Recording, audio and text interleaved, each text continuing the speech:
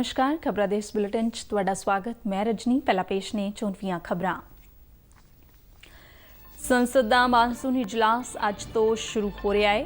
Corona महामारी दे चलदिआं पहली वार नवे एहतियातां दे नाल उपरले अते हेठले सदनां दीआं बैठकां वख-वख समियां ते शिफ्टां दे विच होणगीआं।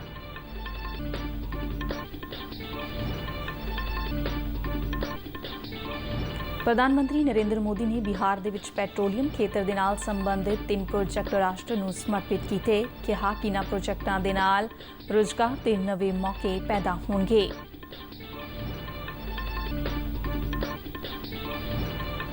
केंद्रीय वित्त मंत्रालय अनुसार इस साल अप्रैल तो 8 सितंबर तक 1,01,000 करोड़ रुपए तो वध दा टैक्स रिफंड जारी किया गया है।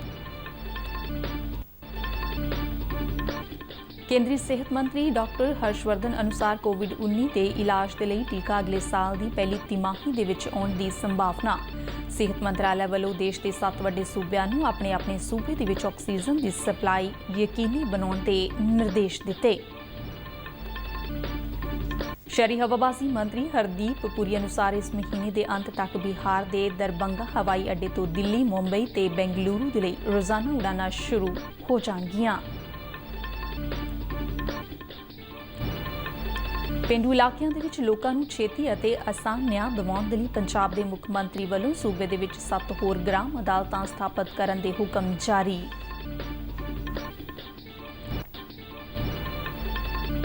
ਪੰਜਾਬ ਪੁਲਿਸ ਵੱਲੋਂ ਸਾਬਕਾ ਡੀਜੀਪੀ ਸੁਮੇਧ ਸੈਣੀ ਬਾਰੇ ਜਾਣਕਾਰੀ ਹਾਸਲ ਕਰਨ ਦੇ ਲਈ ਉਨ੍ਹਾਂ ਦੇ 26 ਸੁਰੱਖਿਆ ਮੁਲਾਜ਼ਮਾਂ ਤੋਂ ਪੁੱਛਗਿੱਛ। जम्मू कश्मीर के डीजीपी अनुसार सरहद पारों अतवादियों नूं भारत दे विच धक्कण दे लई पाकिस्तान सुरंगां दा इस्तेमाल कर रहा है।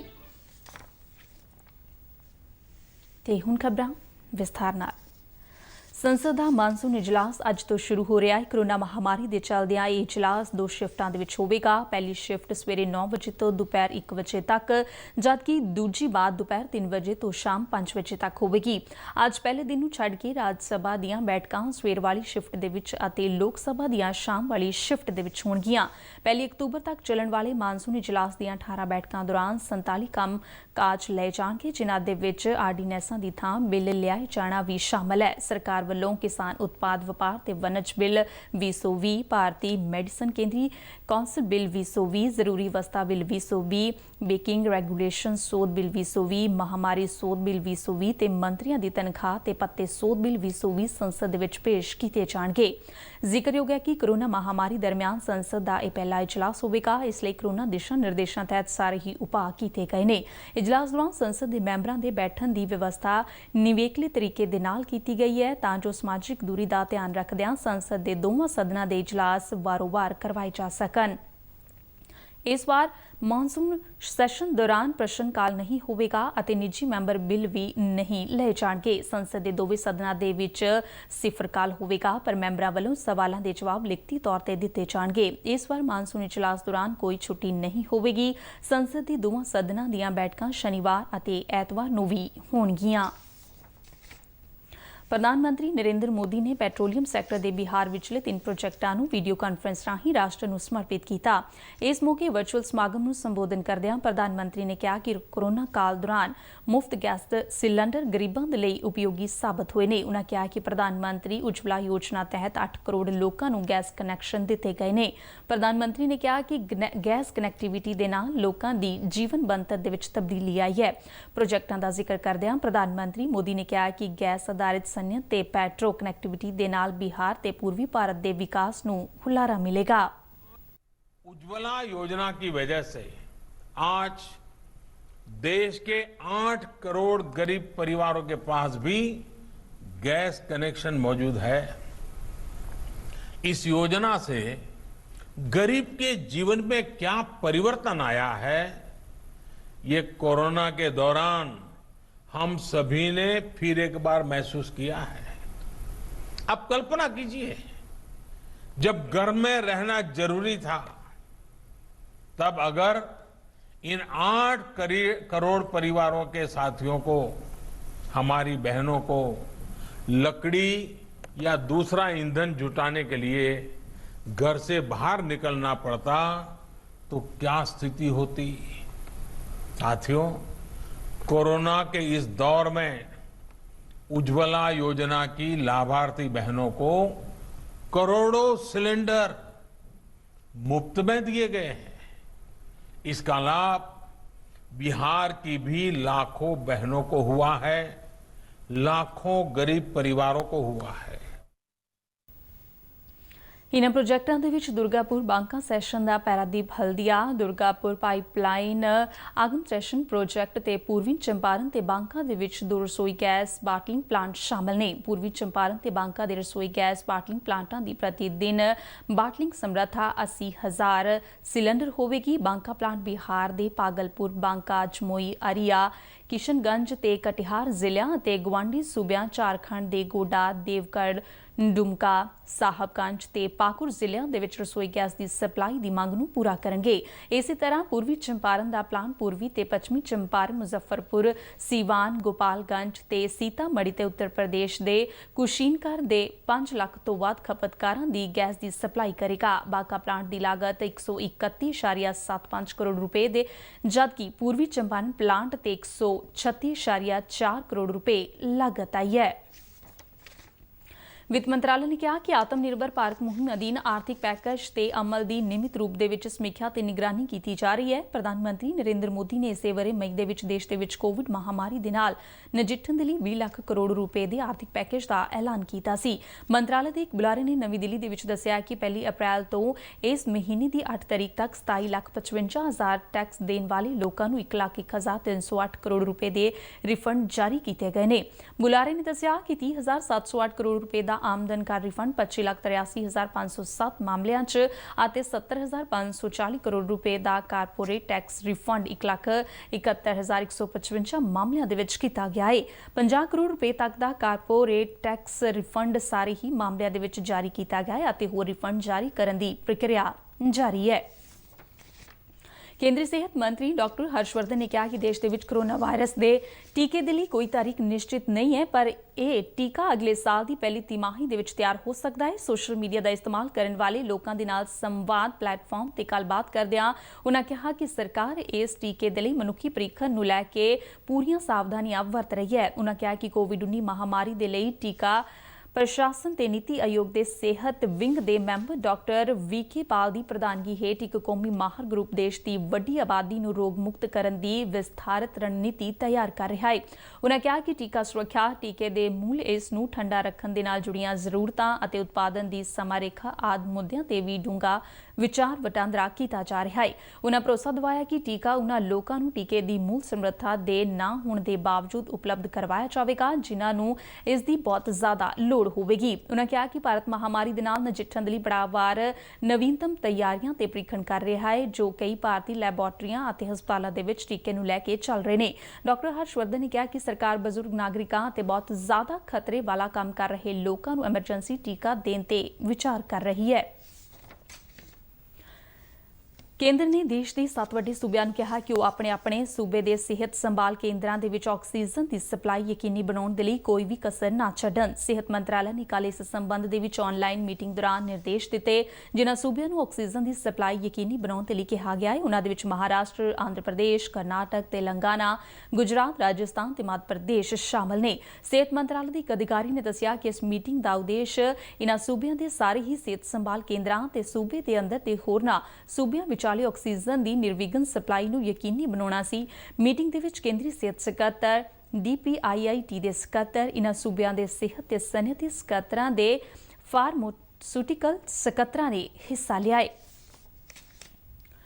ਕੇਂਦਰੀ ਸੂਚਨਾ ਤੇ ਪ੍ਰਸਾਰਣ ਮੰਤਰੀ ਪ੍ਰਕਾਸ਼ ਜਾਵੜੇਕਰ ਨੇ ਚੈਤਨਿਆ ਤਮਹਾਨੇ ਨੂੰ ਵੈਨਸ ਫਿਲਮ ਸਮਾਰੋਹ ਦੇ ਵਿੱਚ ਇੰਟਰਨੈਸ਼ਨਲ ਕ੍ਰਿਕਟਰਸ ਪੁਰਸਕਾਰ ਜਿੱਤਣ ਤੇ ਵਧਾਈ ਦਿੱਤੀ ਹੈ। ਆਪਣੇ ਟਵੀਟ ਦੇ ਵਿੱਚ ਜਾਵੜੇਕਰ ਨੇ ਕਿਹਾ ਹੈ ਕਿ ਤਮਹਾਨੇ ਨੂੰ ਉਨ੍ਹਾਂ ਦੀ ਫਿਲਮ ਦੀ ਡਿਸਪਾਇਲ ਦੇ ਲਈ ਇਹ ਪੁਰਸਕਾਰ ਦਿੱਤਾ ਗਿਆ ਹੈ। ਇਸ ਫਿਲਮ ਦੇ ਵਿੱਚ ਇੱਕ ਭਾਰਤੀ ਸ਼ਾਸਤਰੀ ਸੰਗੀਤਕਾਰ ਦੇ 3 ਦਹਾਕਿਆਂ ਦੇ ਸਫ਼ਰਨਾਮੇ ਨੂੰ ਵਿਖਾਇਆ ਗਿਆ ਹੈ ਜੋ ਗੁਰੂ ਚੇਲੇ ਦੀ ਪਰੰਪਰਾ ਤੇ ਆਧਾਰਿਤ ਹੈ। ਸ਼ਹਿਰੀ ਹਵਾਬਾਜ਼ੀ ਮੰਤਰੀ ਹਰਦੀਪ ਸਿੰਘ ਪੁਰੀ ਨੇ ਕਿਹਾ ਕਿ ਇਸ ਮਹੀਨੇ ਦੇ ਅੰਤ ਤੱਕ ਦਰਬੰਗਾ ਤੋਂ ਦਿੱਲੀ, ਮੁੰਬਈ ਅਤੇ ਬੈਂਗਲੁਰੂ ਦੇ ਲਈ ਰੋਜ਼ਾਨਾ ਉਡਾਨਾਂ ਸ਼ੁਰੂ ਹੋ ਜਾਣਗੀਆਂ। ਬਿਹਾਰ ਦੇ ਵਿੱਚ ਦਰਬੰਗਾ ਹਵਾਈ ਅੱਡੇ ਦੀ ਸਥਿਤੀ ਦਾ ਜਾਇਜ਼ਾ ਲੈਣ ਤੋਂ ਬਾਅਦ ਉਨ੍ਹਾਂ ਦੱਸਿਆ ਕਿ ਉਡਾਨਾਂ ਦੀ ਸ਼ੁਰੂਆਤ ਛਠ ਪੂਜਾ ਦੇ ਤਿਉਹਾਰ ਤੋਂ ਪਹਿਲਾਂ ਸ਼ੁਰੂ ਹੋ ਜਾਵੇਗੀ। ਉਨ੍ਹਾਂ ਕਿਹਾ ਕਿ ਉਡਾਨਾਂ ਉੱਤਰੀ ਬਿਹਾਰ ਦੇ 22 ਜ਼ਿਲ੍ਹਿਆਂ ਦੇ ਲਈ ਇੱਕ ਵਰਦਾਨ ਹੋਣਗੀਆਂ। ਹਵਾਈ ਅੱਡੇ ਦੀ ਮੌਜੂਦਾ ਨਿਰਮਾਣ ਸਥਿਤੀ ਤੇ ਪ੍ਰਗਤੀ ਤੇ ਤਸੱਲੀ ਜ਼ਾਹਰ ਕਰਦਿਆਂ ਪੁਰੀ ਨੇ ਕਿਹਾ ਕਿ ਨਿਰਮਾਣ ਕੰਮ ਤਕਰੀਬਨ ਪੂਰਾ ਹੋ ਚੁੱਕਿਆ ਹੈ ਅਤੇ ਬਾਕੀ ਰਹਿੰਦਾ ਕੰਮ ਅਕਤੂਬਰ ਦੇ ਮਹੀਨੇ ਦੇ ਖਤਮ ਹੋਣ ਤੋਂ ਪਹਿਲਾਂ ਮੁਕੰਮਲ ਹੋ ਜਾਣ ਦੀ ਆਸ ਹੈ। ਪੰਜਾਬ ਅਤੇ ਹਰਿਆਣਾ ਹਾਈ ਕੋਰਟ ਦੇ ਨਿਰਦੇਸ਼ਾਂ ਅਨੁਸਾਰ ਪੇਂਡੂ ਇਲਾਕਿਆਂ ਦੇ ਵਿੱਚ ਲੋਕਾਂ ਨੂੰ ਛੇਤੀ ਨਿਆਂ ਦਿਵਾਉਣ ਦੇ ਮਕਸਦ ਦੇ ਨਾਲ ਮੁੱਖ ਮੰਤਰੀ ਕੈਪਟਨ ਅਮਰਿੰਦਰ ਸਿੰਘ ਨੇ ਸੂਬੇ ਦੇ ਵਿੱਚ 7 ਹੋਰ ਗ੍ਰਾਮ ਅਦਾਲਤਾਂ ਸਥਾਪਿਤ ਕਰਨ ਦੇ ਹੁਕਮ ਜਾਰੀ ਕੀਤੇ ਨੇ। ਗ੍ਰਹਿ ਮਾਮਲਿਆਂ ਤੇ ਨਿਆਂ ਵਿਭਾਗ ਦਾ ਜ਼ਿੰਮਾ ਸੰਭਾਲ ਰਹੇ ਮੁੱਖ ਮੰਤਰੀ ਕੈਪਟਨ ਅਮਰਿੰਦਰ ਸਿੰਘ ਨੇ ਜਿਸ ਪ੍ਰਸਤਾਵ ਨੂੰ ਮਨਜ਼ੂਰੀ ਦਿੱਤੀ ਹੈ ਉਸ ਅਨੁਸਾਰ ਪਟਿਆਲੇ ਜ਼ਿਲ੍ਹੇ ਦੇ ਪਾਤੜਾ, ਬਠਿੰਡੇ ਦੇ ਤਪਾ, ਫਤਿਹਗੜ੍ਹ ਸਾਹਿਬ ਦੇ ਬਸੀ ਪਠਾਣਾ, ਗੁਰਦਾਸਪੁਰ ਜ਼ਿਲ੍ਹੇ ਦੇ ਡੇਰਾ ਬਾਬਾ ਨਾਨਕ ਤੇ ਧਾਰ ਕਲਾਂ, ਲੁਧਿਆਣੇ ਦੇ ਰਾਏਕੋਟ ਤੇ ਰੂਪਨਗਰ ਤੇ ਚਮਕੌਰ ਸਾਹਿਬ ਦੇ ਵਿੱਚ ਗ੍ਰਾਮ ਅਦਾਲਤਾਂ ਸਥਾਪਿਤ ਕੀਤੀਆਂ ਜਾਣਗੀਆਂ। ਇਹਨਾਂ ਦੇ ਸਥਾਪਿਤ ਹੋਣ ਦੇ ਨਾਲ ਪੰਜਾਬ ਦੇ ਵਿੱਚ ਕੁੱਲ ਗ੍ਰਾਮ ਅਦਾਲਤਾਂ ਦੀ ਗਿਣਤੀ 9 ਹੋ ਜਾਵੇਗੀ। ਇਸ ਸਮੇਂ ਮੋਗਾ ਜ਼ਿਲ੍ਹੇ ਦੇ ਕੋਟ ਸੇਖਾਂ, ਰੂਪਨਗਰ ਦੇ ਨੰਗਲ ਦੇ ਵਿੱਚ ਪਹਿਲੋਂ ਹੀ ਗ੍ਰਾਮ ਅਦਾਲਤਾਂ ਚੱਲ ਰਹੀਆਂ ਨੇ। ਸੂਬਾ ਸਰਕਾਰ ਵੱਲੋਂ ਇਹ ਪਹਿਲ ਪੇਂਡੂ ਖੇਤਰਾਂ ਦੇ ਵਿੱਚ ਲੋਕਾਂ ਨੂੰ ਛੇਤੀ ਨਿਆਂ ਦੇਣ ਦੇ ਲਈ ਸੰਸਦ ਵੱਲੋਂ ਬਣਾਏ ਗਏ ਗ੍ਰਾਮ ਨਿਆਂਯਾਲਿਆਸ ਐਕਟ 2008 ਅਨੁਸਾਰ ਕੀਤੀ ਗਈ ਹੈ। ਇਹ ਕਾਨੂੰਨ 2 ਅਕਤੂਬਰ 2009 ਦੇ ਵਿੱਚ ਹੋਂਦ ਦੇ ਵਿੱਚ ਆਇਆ ਸੀ। ਪੰਜਾਬ ਦੇ ਵਿੱਚ ਸਾਬਕਾ ਡੀਜੀਪੀ ਸੁਮੇਧ ਸਿੰਘ ਸੈਣੀ ਦੀ ਤਲਾਸ਼ ਕਰ ਰਹੀ ਪੰਜਾਬ ਪੁਲਿਸ ਦੀ ਵਿਸ਼ੇਸ਼ ਜਾਂਚ ਟੀਮ ਸਿਟ ਨੇ ਕੱਲ ਸੈਣੀ ਦੀ ਸੁਰੱਖਿਆ ਦੇ ਲਈ ਤੈਨਾਤ 26 ਸੁਰੱਖਿਆ ਮੁਲਾਜ਼ਮਾਂ ਤੋਂ ਪੁੱਛਗਿੱਛ ਕੀਤੀ। ਪੁੱਛਗਿੱਛ ਦੌਰਾਨ ਇਹ ਗੱਲ ਸਾਹਮਣੇ ਆਈ ਹੈ ਕਿ ਸੈਣੀ 12 ਅਗਸਤ ਤੋਂ 22 ਅਗਸਤ ਵਿਚਾਲੇ ਦਿੱਲੀ ਸਥਿਤ ਆਪਣੀ ਰਿਹਾਇਸ਼ ਦੇ ਵਿੱਚ ਸਨ। ਸੈਣੀ ਦੀ ਸੁਰੱਖਿਆ ਦੇ ਵਿੱਚ ਤੈਨਾਤ ਇੰਸਪੈਕਟਰ ਰੈਂਕ ਦੇ ਅਧਿਕਾਰੀ ਨੇ ਸਿਟ ਨੂੰ ਦੱਸਿਆ ਹੈ ਕਿ ਉਸ ਨੂੰ ਇੱਕ ਹੋਰ ਮੁਲਾਜ਼ਮ ਸਮੇਤ 22 ਅਗਸਤ ਨੂੰ ਦਿੱਲੀ ਤੋਂ ਚੰਡੀਗੜ੍ਹ ਭੇਜ ਦਿੱਤਾ ਗਿਆ ਸੀ। ਜ਼ਿਕਰਯੋਗ ਹੈ ਕਿ ਮੁਹਾਲੀ ਦੇ ਵਸਨੀਕ ਜੂਨੀਅਰ ਇੰਜੀਨੀਅਰ ਬਲਵੰਤ ਸਿੰਘ ਮੁਲਤਾਨੀ ਨੂੰ ਅਗਵਾ ਕੀਤੇ ਦੇ ਮਾਮਲੇ ਦੇ ਵਿੱਚ ਸੈਣੀ ਵਿਰੁੱਧ ਇਸੇ ਸਾਲ 6 ਮਈ ਨੂੰ ਮੁਹਾਲੀ ਦੇ ਵਿੱਚ ਮਾਮਲਾ ਦਰਜ ਕੀਤਾ ਗਿਆ ਸੀ। ਮਾਮਲੇ ਦੇ ਵਿੱਚ ਹੱਤਿਆ ਦੀ ਧਾਰਾ ਜੋੜੇ ਜਾਣ ਤੋਂ ਬਾਅਦ ਸੈਣੀ ਨੇ ਪਹਿਲਾਂ ਜ਼ਿਲ੍ਹਾ ਅਦਾਲਤ ਤੇ ਬਾਅਦ ਦੇ ਵਿੱਚ ਹਾਈ ਕੋਰਟ ਦੇ ਵਿੱਚ ਪੇਸ਼ਗੀ ਜ਼ਮਾਨਤ ਦੀ ਅਰਜ਼ੀ ਲਗਾਈ ਸੀ ਜਿਸ ਨੂੰ ਖਾਰਜ ਕਰ ਦਿੱਤਾ ਗਿਆ ਸੀ।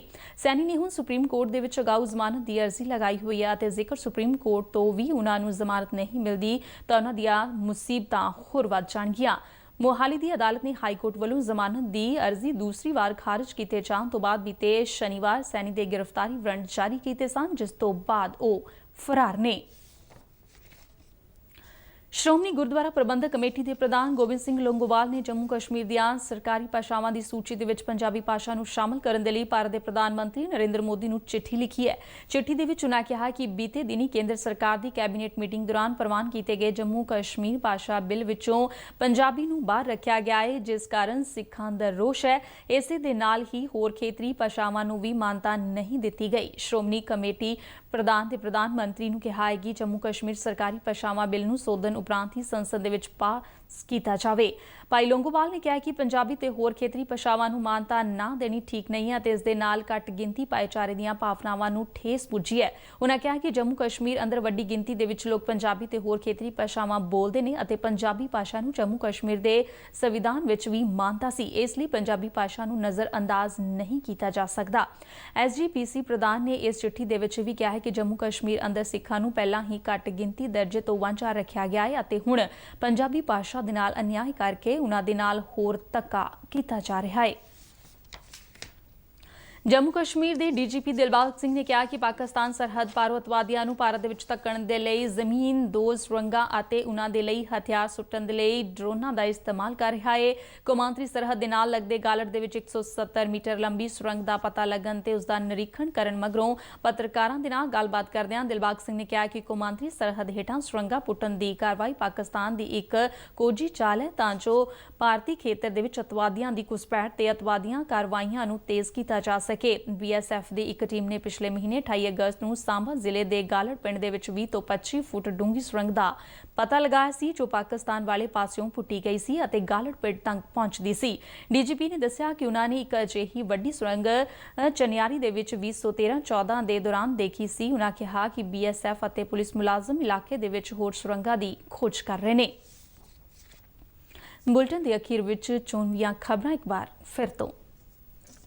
ਸੰਸਦ ਦਾ ਮਾਨਸੂਨ ਇਜਲਾਸ ਅੱਜ ਤੋਂ ਸ਼ੁਰੂ ਹੋ ਰਿਹਾ ਹੈ। ਕੋਰੋਨਾ ਮਹਾਮਾਰੀ ਦੇ ਚਲਦਿਆਂ ਪਹਿਲੀ ਵਾਰ ਨਵੇਂ ਹਥਿਆਤਾਂ ਦੇ ਨਾਲ ਉੱਪਰਲੇ ਤੇ ਹੇਠਲੇ ਸਦਨਾਂ ਦੀਆਂ ਬੈਠਕਾਂ ਵੱਖ-ਵੱਖ ਸਮਿਆਂ ਤੇ ਸ਼ਿਫਟਾਂ ਦੇ ਵਿੱਚ ਹੋਣਗੀਆਂ। ਪ੍ਰਧਾਨ ਮੰਤਰੀ ਨਰਿੰਦਰ ਮੋਦੀ ਨੇ ਬਿਹਾਰ ਦੇ ਵਿੱਚ ਪੈਟਰੋਲੀਅਮ ਖੇਤਰ ਦੇ ਨਾਲ ਸੰਬੰਧਿਤ 3 ਪ੍ਰੋਜੈਕਟ ਰਾਸ਼ਟਰ ਨੂੰ ਸਮਰਪਿਤ ਕੀਤੇ। ਕਿਹਾ ਕਿ ਇਨ੍ਹਾਂ ਪ੍ਰੋਜੈਕਟਾਂ ਦੇ ਨਾਲ ਰੁਜ਼ਗਾਰ ਦੇ ਨਵੇਂ ਮੌਕੇ ਪੈਦਾ ਹੋਣਗੇ। ਕੇਂਦਰੀ ਵਿੱਤ ਮੰਤਰਾਲੇ ਅਨੁਸਾਰ ਇਸ ਸਾਲ ਅਪ੍ਰੈਲ ਤੋਂ 8 ਸਤੰਬਰ ਤੱਕ 1,01,000 ਕਰੋੜ ਰੁਪਏ ਤੋਂ ਵੱਧ ਦਾ ਟੈਕਸ ਰਿਫੰਡ ਜਾਰੀ ਕੀਤਾ ਗਿਆ ਹੈ। ਕੇਂਦਰੀ ਸਿਹਤ ਮੰਤਰੀ ਡਾਕਟਰ ਹਰਸ਼ਵਰਧਨ ਅਨੁਸਾਰ ਕੋਵਿਡ-19 ਦੇ ਇਲਾਜ ਦੇ ਲਈ ਟੀਕਾ ਅਗਲੇ ਸਾਲ ਦੀ ਪਹਿਲੀ ਤਿਮਾਹੀ ਦੇ ਵਿੱਚ ਆਉਣ ਦੀ ਸੰਭਾਵਨਾ। ਸਿਹਤ ਮੰਤਰਾਲੇ ਵੱਲੋਂ ਦੇਸ਼ ਦੇ 7 ਵੱਡੇ ਸੂਬਿਆਂ ਨੂੰ ਆਪਣੇ ਸੂਬੇ ਦੇ ਵਿੱਚ ਆਕਸੀਜਨ ਦੀ ਸਪਲਾਈ ਯਕੀਨੀ ਬਣਾਉਣ ਦੇ ਨਿਰਦੇਸ਼ ਦਿੱਤੇ। ਸ਼ਹਿਰੀ ਹਵਾਬਾਜ਼ੀ ਮੰਤਰੀ ਹਰਦੀਪ ਪੁਰੀ ਅਨੁਸਾਰ ਇਸ ਮਹੀਨੇ ਦੇ ਅੰਤ ਤੱਕ ਬਿਹਾਰ ਦੇ ਦਰਭੰਗਾ ਹਵਾਈ ਅੱਡੇ ਤੋਂ ਦਿੱਲੀ, ਮੁੰਬਈ ਤੇ ਬੈਂਗਲੁਰੂ ਦੇ ਲਈ ਰੋਜ਼ਾਨਾ ਉਡਾਨਾਂ ਸ਼ੁਰੂ ਹੋ ਜਾਣਗੀਆਂ। ਪੇਂਡੂ ਇਲਾਕਿਆਂ ਦੇ ਵਿੱਚ ਲੋਕਾਂ ਨੂੰ ਛੇਤੀ ਤੇ ਆਸਾਨ ਨਿਆਂ ਦਿਵਾਉਣ ਦੇ ਲਈ ਪੰਜਾਬ ਦੇ ਮੁੱਖ ਮੰਤਰੀ ਵੱਲੋਂ ਸੂਬੇ ਦੇ ਵਿੱਚ 7 ਹੋਰ ਗ੍ਰਾਮ ਅਦਾਲਤਾਂ ਸਥਾਪਿਤ ਕਰਨ ਦੇ ਹੁਕਮ ਜਾਰੀ। ਪੰਜਾਬ ਪੁਲਿਸ ਵੱਲੋਂ ਸਾਬਕਾ ਡੀਜੀਪੀ ਸੁਮੇਧ ਸੈਣੀ ਬਾਰੇ ਜਾਣਕਾਰੀ ਹਾਸਲ ਕਰਨ ਦੇ ਲਈ ਉਨ੍ਹਾਂ ਦੇ 26 ਸੁਰੱਖਿਆ ਮੁਲਾਜ਼ਮਾਂ ਤੋਂ ਪੁੱਛਗਿੱਛ। ਜੰਮੂ ਕਸ਼ਮੀਰ ਦੇ ਡੀਜੀਪੀ ਅਨੁਸਾਰ ਸਰਹੱਦ ਪਾਰ ਅੱਤਵਾਦੀਆਂ ਨੂੰ ਭਾਰਤ ਦੇ ਵਿੱਚ ਧੱਕਣ ਦੇ ਲਈ ਪਾਕਿਸਤਾਨ ਸੁਰੰਗਾਂ ਦਾ ਇਸਤੇਮਾਲ ਕਰ ਰਿਹਾ ਹੈ। ਇਸ ਦੇ ਨਾਲ ਹੀ ਖਬਰਾਂ ਦਾ ਇਹ ਬੁਲੇਟਿਨ ਖਤਮ ਹੁੰਦਾ ਹੈ। ਨਮਸਕਾਰ।